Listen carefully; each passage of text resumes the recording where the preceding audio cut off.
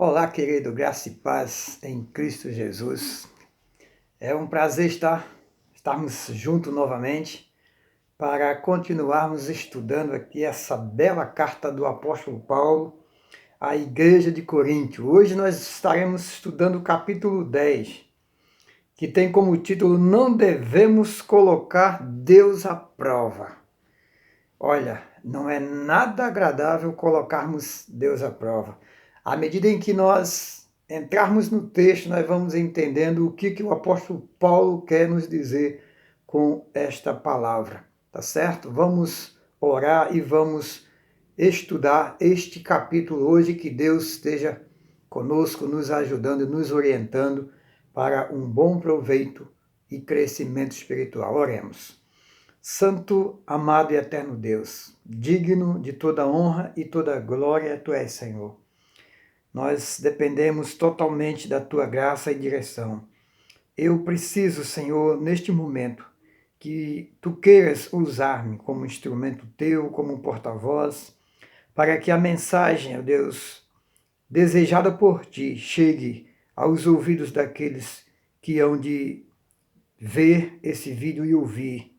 Pai, em nome de Jesus, sem a Tua direção, sem a ação do Teu Espírito Santo, nada podemos fazer. Por isso eu te peço, ó Deus, esteja conosco neste momento, em nome de Jesus. Amém. Muito bem, amados. Vamos então à leitura desse capítulo. Ele é um tanto longo, por isso vamos aproveitar aqui o tempo, né? Diz assim a palavra do Senhor. Pois, irmãos, não quero que ignoreis que nossos pais estiveram todos debaixo da nuvem e todos passaram pelo mar. Todos foram batizados em Moisés, na nuvem e no mar. Todos comeram do mesmo alimento espiritual. Todos beberam da mesma bebida espiritual, porque bebiam da rocha espiritual que comparava-se, porque comiam da bebida espiritual que os acompanhava, e essa rocha era Cristo. Mas Deus não se agradou da maior parte deles, e por isso seus corpos ficaram prostrados no deserto. Essas coisas aconteceram como exemplo para nós, a fim de que não cobicemos as coisas más, como eles cobiçaram. Não vos torneis idólatras, como alguns deles, conforme está escrito. O povo assentou-se para comer e beber, e levantou-se para se divertir. Não pratiquemos imoralidade como alguns deles fizeram, e caíram num só dia 23.000. E não tentemos a Cristo como alguns deles tentaram, e foram destruídos pelas serpentes. E não murmuremos como alguns deles murmuraram, e foram mortos pelo destruidor. Tudo isso lhes aconteceu como exemplo, e foi escrito como advertência para nós, sobre quem o fim dos tempos já chegou. Assim, aquele que pensa estar em pé, cuidado para que não caia.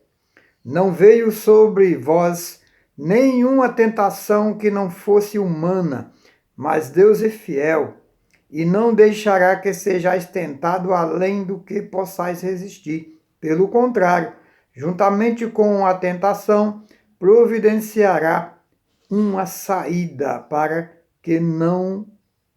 que a possais suportar. Então vamos segurar por enquanto, queridos, esses 13 versículos, para a gente procurar aqui fazer uma abordagem segura de cada um, na medida do possível, tá certo?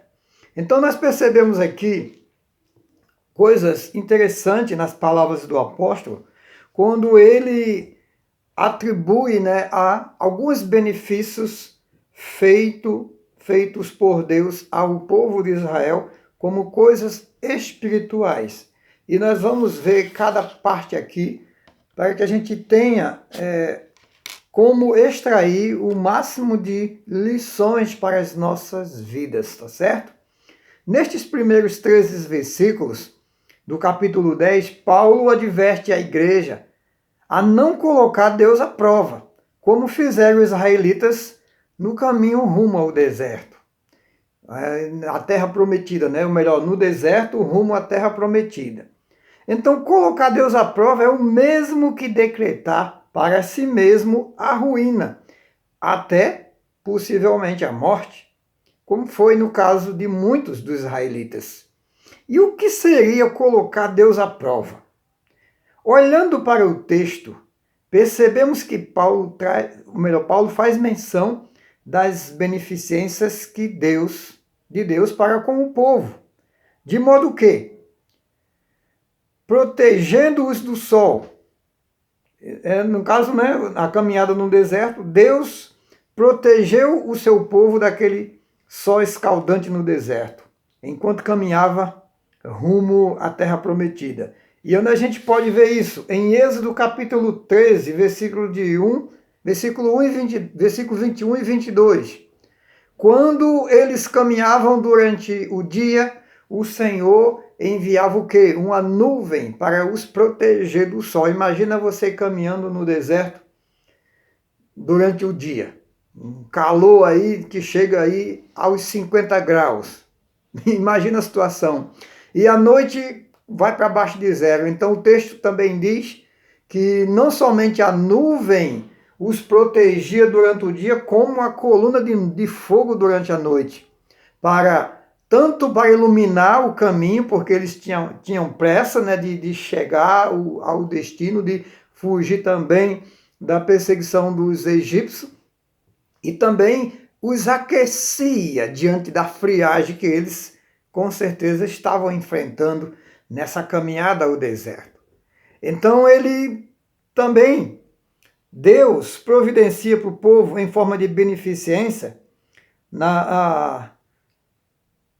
vamos ver aqui, quando ameaçados de serem mortos pelos egípcios, sem ter como atravessar o mar, né? Diante do mar, o povo entrou em desespero. Aqui está o mar à frente da gente e atrás vem o exército dos egípcios. O que fazer? Então começa aí o pavor. Então, o que vem na mente? Vamos todos ser destruídos, como de fato falaram isso para Moisés. Então Deus lhes dá o livramento, né? Lhes dá o livramento abrindo o mar e fazendo com que eles passassem em terra seca, digamos, sem devidas dificuldades. Isso está em Êxodo capítulo 14, versículo 21 e 22. Vamos fazer aqui uma observância nesses aspectos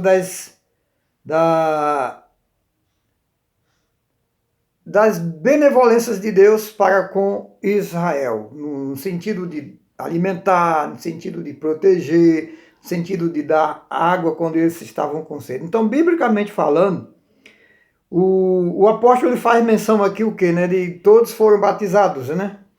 Então, biblicamente falando, o batismo tipifica o quê? O novo nascimento.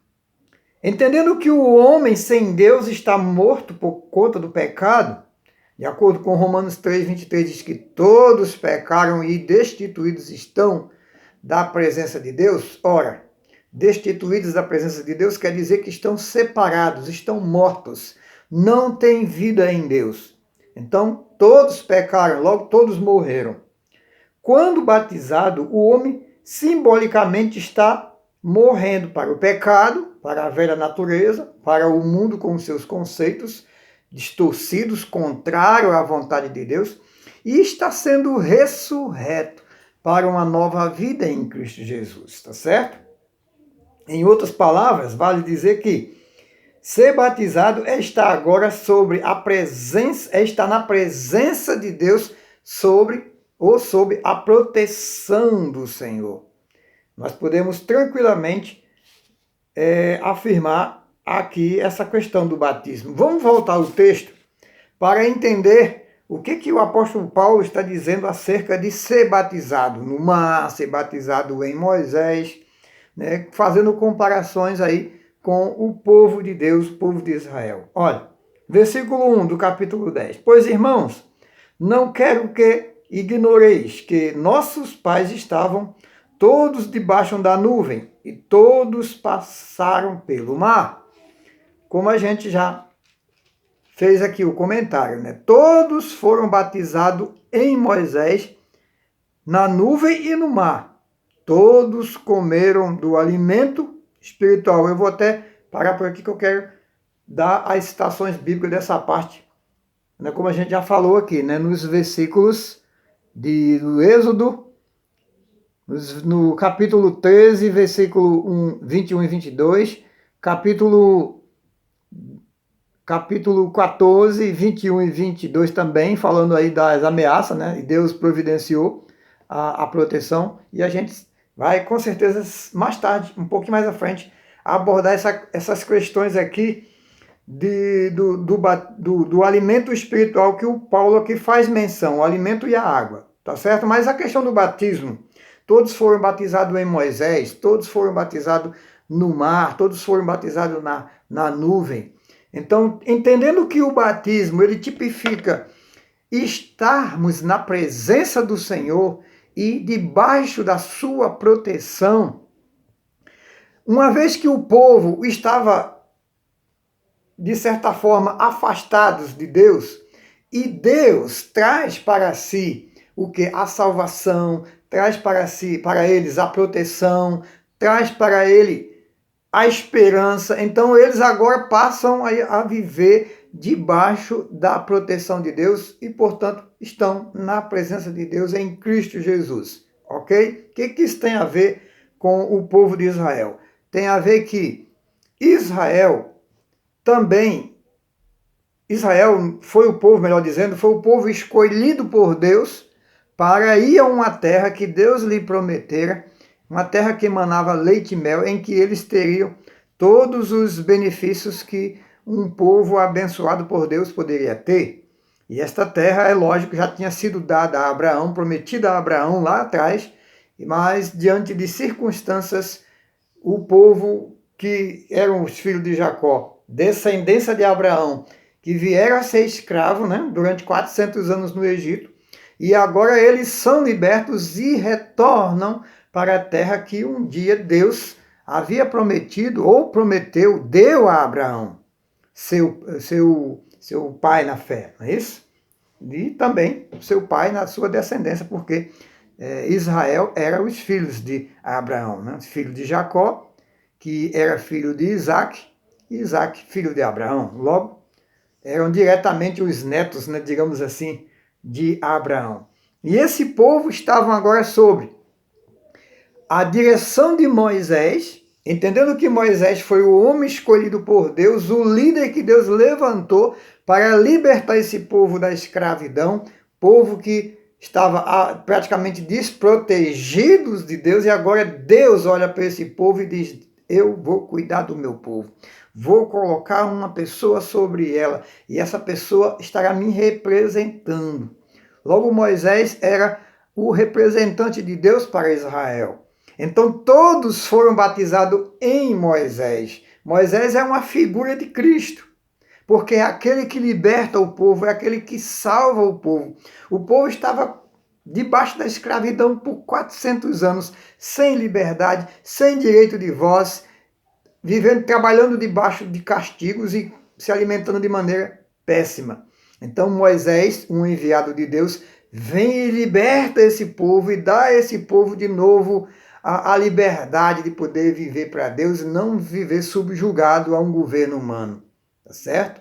Então Moisés tipifica Jesus, o Salvador, que liberta o povo da escravidão. Sendo que Moisés liberta o povo de uma escravidão terrena, carnal, e Jesus liberta o povo da escravidão espiritual, que é o pecado. Entendido até aqui? Então, quando Paulo diz que todos os seus pais, todos os antepassados foram batizados em Moisés, foram batizados na nuvem, no mar, quer dizer que eles passaram a viver a partir daquele momento na presença do Senhor e sob a proteção de Deus. Ora, mas Paulo está atribuindo isso hoje a um povo que não é judeus. De fato, estava falando com os gentios, porque Coríntio era um povo gentil, mas que estavam no Senhor Jesus. E estando no Senhor Jesus, está evidentemente diretamente com Deus, tá certo? E a gente continua aqui nos comentários. Então, meus queridos, nós podemos ver aqui claramente, voltando aqui aos benefícios de Deus para com Israel. Quando esse povo teve fome, Deus lhe providenciou comida. Êxodo 16, capítulo 16, versículos 12 e 14. Quando tiveram sede, Deus fez com que a água salgada se tornasse em água potável, doce, né, em condições de beber. Isso está em Êxodo, né? Está no Êxodo 15, versículo 25. E mais um pouco adiante, no capítulo 17, de 6 a 7, foi o momento em que eles não tinham água. Estavam com sede e começaram então a reclamar mais uma vez de Moisés, que os levaram ao deserto para morrer de sede. O povo é difícil de entender, né? Deus já tinha mostrado tantas coisas, tantas bênçãos Deus já tinha concedido a esse povo, os libertou da escravidão, mostrou aquele espetáculo, aquele milagre espantoso diante do Mar Vermelho, em que eles passaram e os seus inimigos foram mortos pelas águas do mar. Não é? Já tinha sido alimentado pelas cordonizes no deserto, e o maná que passou então a partir dali a cair todos os dias, providência de Deus para eles, e a água que já tinha sido dessalinizada para eles beberem, e agora chega um momento que não tem água e esse povo volta a murmurar e a reclamar, se queixando de que Moisés os tirara do deserto, os tirara do Egito para matar no deserto. Então Deus ordena a Moisés que desse ordem à rocha para que essa desse água ao povo, e assim foi. A única diferença é que Moisés, ao invés de ordenar a rocha, dizer que a rocha jorrasse água, Moisés bate na rocha, né? Como se tivesse... Moisés estava com raiva, diante da pressão que o povo lhes fizera. E por conta disso, mais tarde a gente vai ver que Moisés não consegue entrar na terra prometida, porque ele não glorificou o Senhor ali como deveria, porque Moisés só deveria dizer: rocha, dá água. Só deveria ordenar e a rocha ia dar água, mas Moisés, zangado, bateu com um cajado na rocha com força. E Deus não se agradou disso. Mas tudo isso por conta das murmurações do povo. Tá certo? Então tudo isso Deus proveu em favor desse povo, para que eles crescem que Deus estava com eles e que eles estavam debaixo da proteção de Deus, estavam na presença de Deus. Por isso que Paulo usa essas expressões: todos foram batizados, comeram da comida espiritual, beberam da bebida espiritual. Certo? Queridos, Paulo caracteriza essa questão da comida e da bebida como espirituais exatamente por dois motivos. Primeiro, porque foram providenciados de forma sobrenatural, ou seja, pelo poder de Deus. Não tinha como surgir pássaro do nada no deserto e o povo pegar e comer assim, né? Porque eles iam passar direto, se fosse o caso. Não tinha como acontecer de cair algo no chão e as pessoas verem que dava para comer e comer. Não tinha como águas jorrar da rocha se não fosse pelo um poder sobrenatural vindo de Deus. Não tinha como a água ser dessalinizada se não fosse por uma ação divina, já que eles não tinham sequer recursos para isso naquela época. Então tudo isso tipifica que é coisas espirituais, coisas que foram providas pelo próprio Deus. E em segundo, tudo aquilo que aconteceu, toda aquela trajetória de vida ali dos israelitas, saindo da escravidão, caminhando rumo ao deserto, tudo sobre uma promessa, com tudo o que acontecer, e a gente sabe que durante a caminhada pelo deserto, Deus dá ordem para que se construa um tabernáculo com todos os seus utensílios, tudo aquilo ali tipificava Jesus, isto é, apontava para Jesus, né? De certa forma. Então, tudo isso apontava para Cristo. Cristo é nada mais, nada menos do que a promessa de resgate do homem perdido feita por Deus lá no Éden. O homem estava perdido a partir do momento que o pecado entrou nele. Lembra? Lá do Éden. Gênesis capítulo 3, o homem come do fruto proibido e acaba se afastando, é expulso do jardim do Éden, que podemos chamar de um lugar onde Deus se fazia presente na vida do homem, que o homem estava sem pecado. Mas a partir do momento em que o homem peca, ele perde essa presença de Deus. Mas Deus quer esse homem de volta, tá certo? Então, a promessa é feita lá em Gênesis 3,15, de que da descendência da mulher nasceria um que esmagaria a cabeça da serpente. E um pouco mais adiante, depois do dilúvio, essa promessa ela é reafirmada no chamado de Abraão, em que Deus lhe promete que ele teria um filho, mesmo na sua velhice com a sua esposa, além de velha, estéril. Então Deus promete que Abraão teria um filho da sua própria esposa e que desse filho ele abençoaria todas as famílias da terra. E essa bênção que viria sobre todas as famílias da terra não era uma bênção material como o povo costuma esperar, mas era a bênção de resgatar a humanidade do pecado. E essa bênção chama-se Jesus Cristo. Então Jesus estava sendo, de certa forma, representado em todos esses acontecimentos da vida do povo de Israel, na caminhada do deserto. Tudo apontava para Cristo. O próprio templo é uma representação de Jesus, porque é o lugar em que o homem se encontra com Deus. E quem mais pode possibilitar o homem a ter esse encontro com Deus? Somente Cristo. Não é isso? 1 Timóteo 2,5 diz que ele é o mediador, o único mediador entre o homem e Deus. Jesus Cristo, tá certo?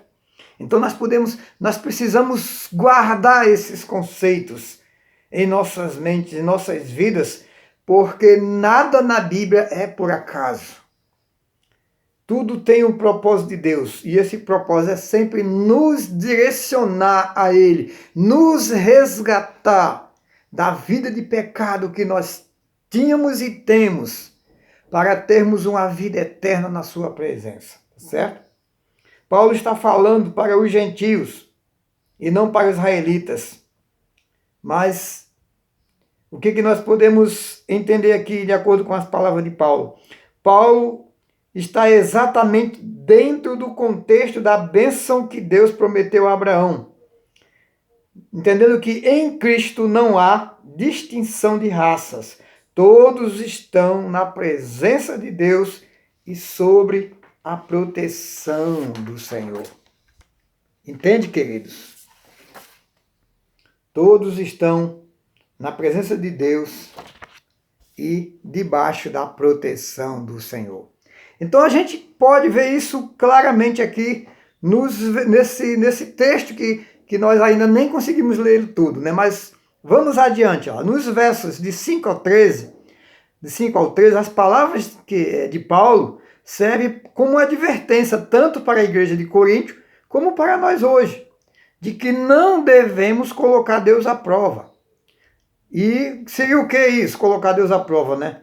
Duvidando dos seus cuidados e providência e ignorando as suas orientações acerca do que não deveria fazer. Isto é colocar Deus à prova, respondendo à pergunta feita lá atrás. O que seria colocar Deus à prova?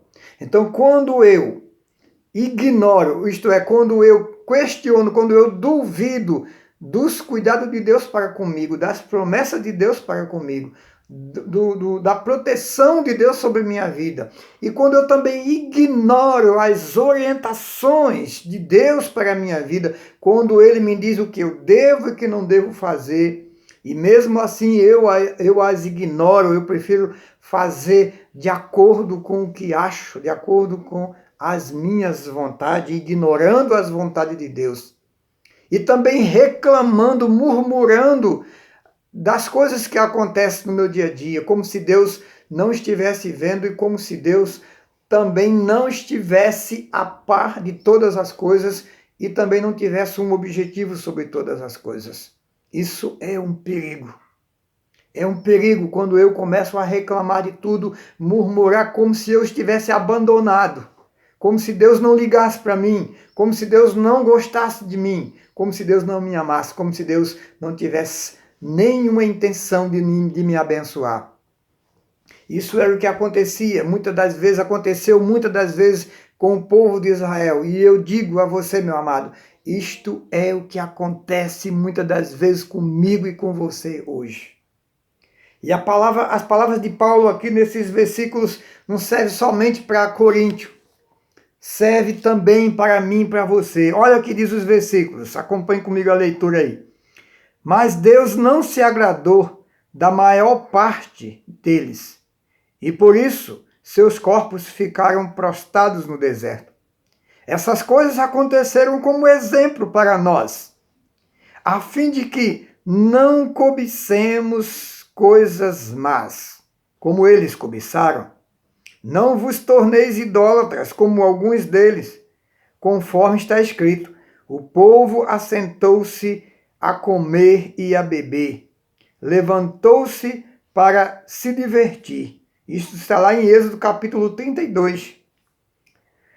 Nem pratiquemos a imoralidade como alguns deles fizeram e caíram num só dia 23 mil. Olha, irmãos, que situação delicada.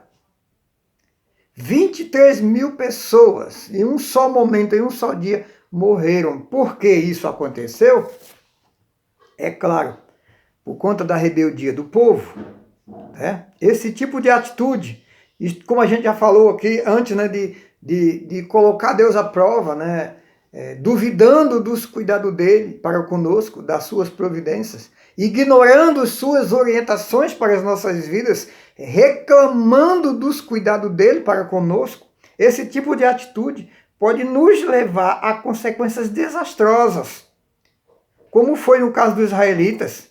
Depois de uma sequência de atitudes rebeldes, Israel fez a pior coisa que o homem pode fazer, que Deus não suporta, que é trocá-lo por um monumento inanimado, que foi exatamente um bezerro de ouro. Ora, depois de Deus ter tirado esse povo do deserto, de ter mostrado para ele tantas coisas milagrosas, tantos benefícios, tantos atos de salvação, providência para eles, e de repente esse povo diz: Deus nos abandonou, faremos um Deus para nós.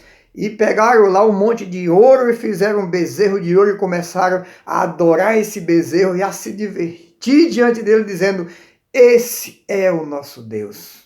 Meu amado, meu irmão, meu amigo, se tem uma coisa que Deus não suporta é a idolatria.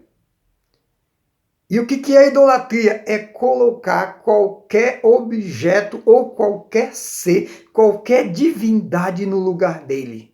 E qual é o lugar de Deus? É o lugar da adoração, é o lugar da reverência, é o lugar da fé, que você só deve aplicar a Ele, a Deus, exclusivamente a Deus.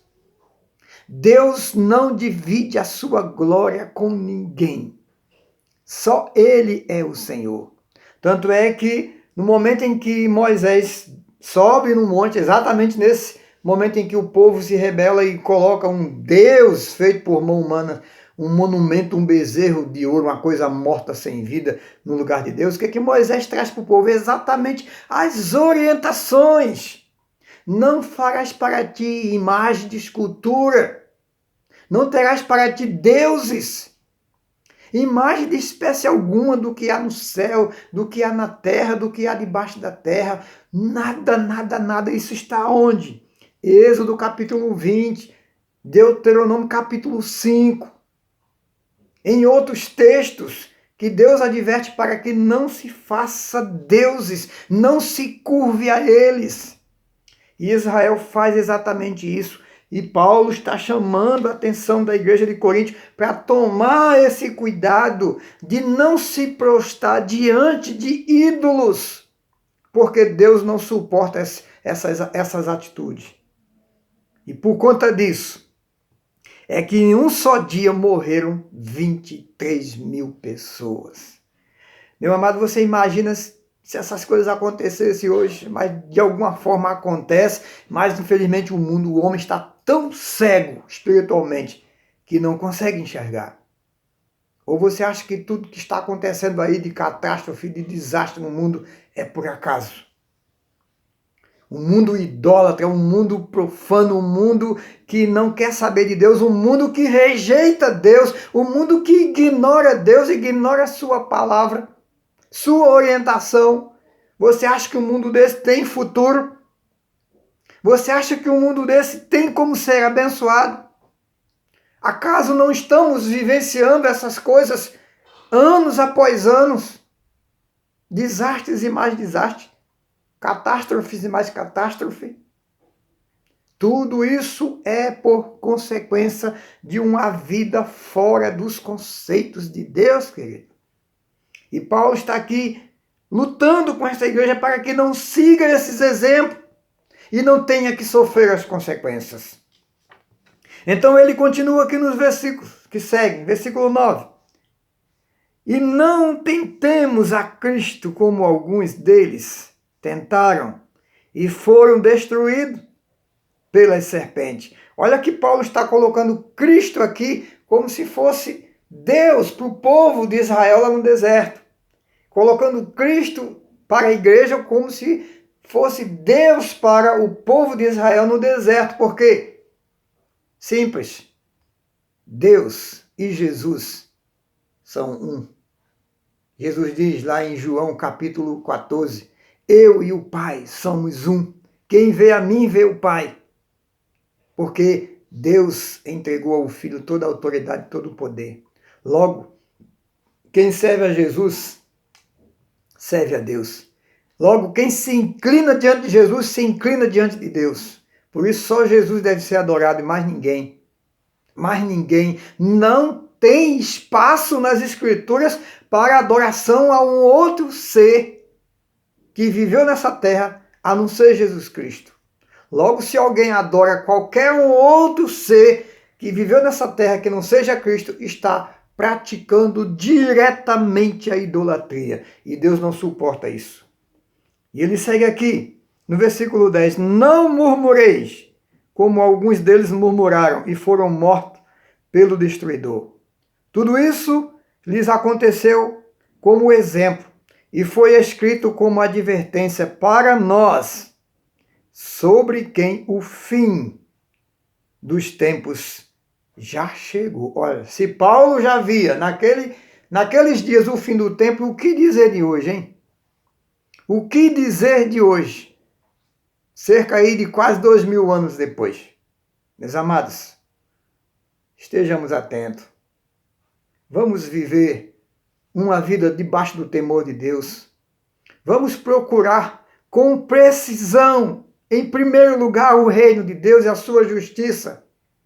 Não vamos colocar as coisas deste mundo, as nossas prioridades, em primeiro lugar, em detrimento a Deus, porque isso é pecado.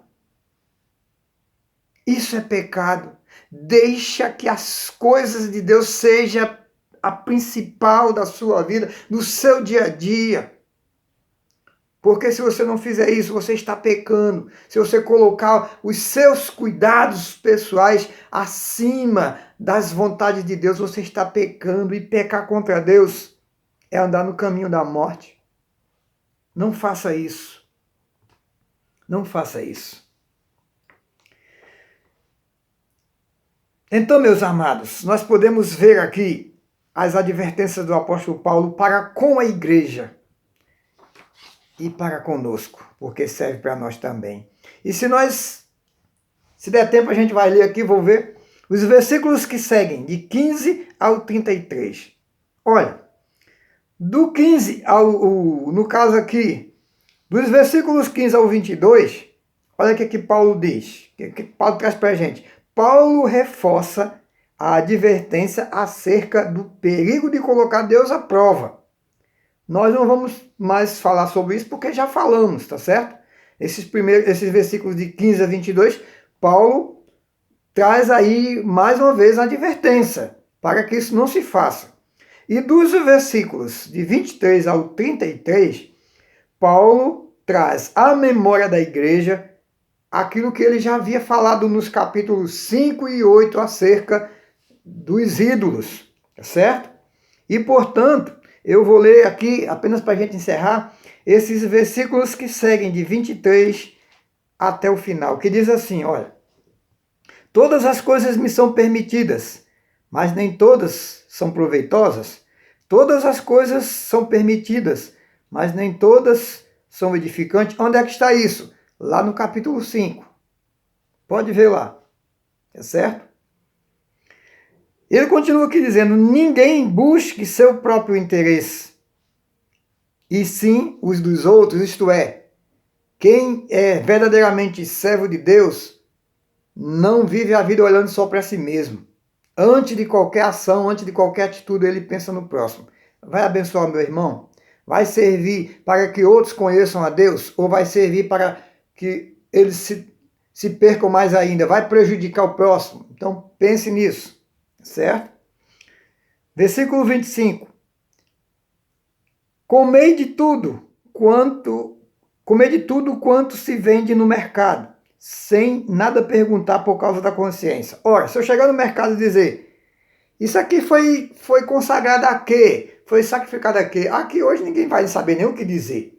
Tem lógica, mas naquele contexto fazia sentido, que as coisas eram consagradas a entidades, né, a deuses. Eu digo entre aspas porque não são deuses, mas o povo acreditava que era, certo? Então Paulo adverte, quando chegar em um lugar fazer umas compras, não pergunte nada, compre e leve para casa.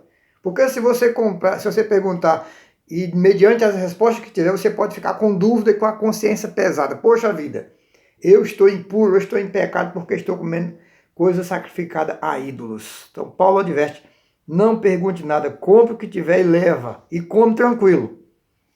Pois do Senhor é a terra e a sua plenitude.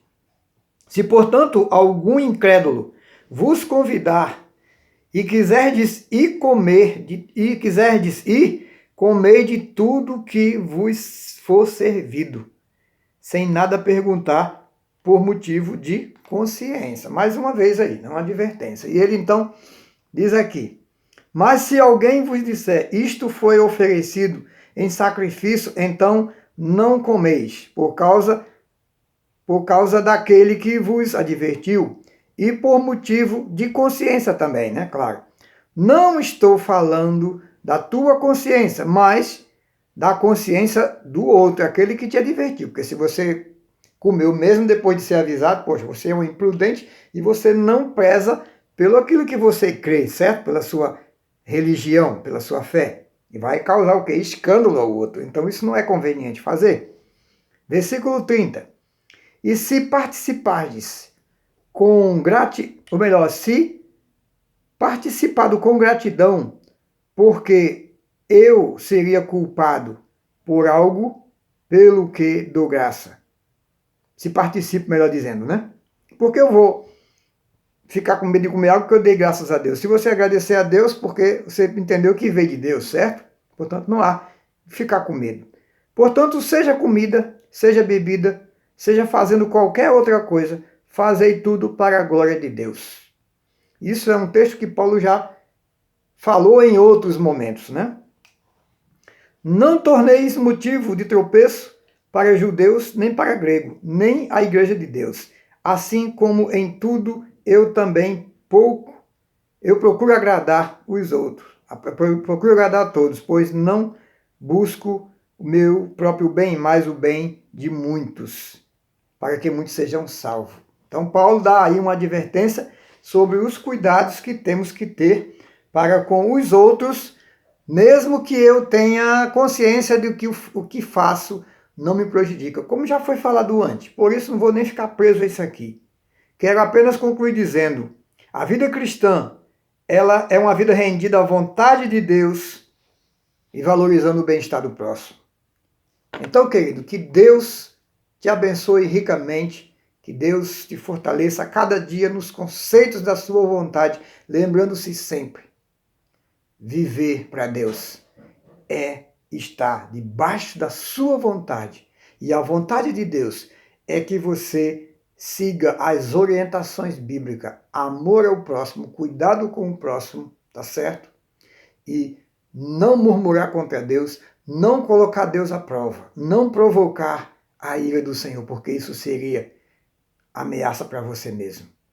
Que Deus te abençoe, que Deus abra sua mente e que você possa crescer na presença do Senhor. Um forte abraço e até a próxima em nome de Jesus.